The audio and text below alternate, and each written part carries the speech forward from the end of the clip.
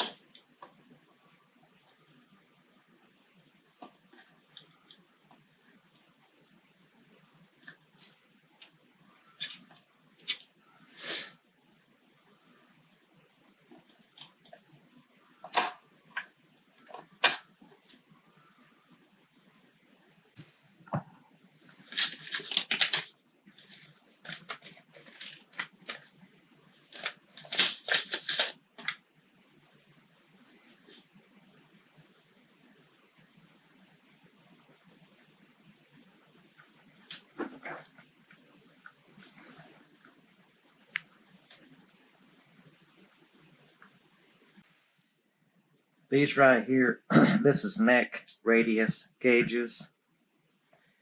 I think a lot of Fender Stratocasters and Telecasters are 7.25 to 9 something.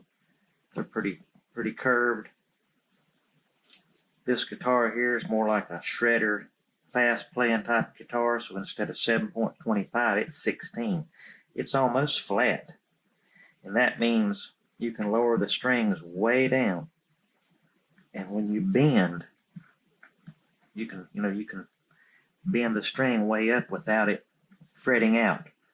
So if you have a neck that's the radius is kind of bowed like this, when you start to push up to do a bend, it'll push it up the hill and it'll fret out. So you have to jack the strings up higher so that when you bend, so that you can put the action on this guitar much lower and be able to bend really well. All right, she's finished. I spent the better part of pretty much all day working on this guitar. I got the I got the GOTOH Tremolo system put on here. I got the Hip Shot golden tuner machine heads put on. I got the Fender roller nut installed. I adjusted the pickups. A few years ago, I installed brand new frets on it. New wiring, new pots. What else? I just got through doing the intonation on it. That took me a while. I had to monkey around. I've got this gauge. I've got it marked right here with a little arrow. 70 thousandths is what I set the action at on the 12th fret. 70 thousandths here and 70 thousandths there. And I had to monkey around with the truss rod. I had to take this and check there it is. I had to check, see what kind of level I had on the fret. You can take a light and shine behind here, and you can see if it's bowed forward or bowed back.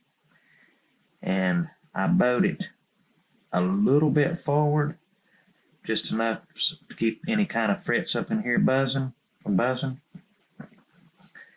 And then I had to adjust all these strings. I had to adjust the intonation by turning that screw. I really didn't mess with these Allen screws here very much because they were pretty close. I took the gauge here. Yeah, this is a number 16 for the radius on here. And they were pretty close enough to where I didn't even mess with none of this. I mean, I could microscopically do it, but it's good enough. I mean, that neck's pretty darn flat. And the way, when this came, it was already kind of, pitched a little bit. So that's good.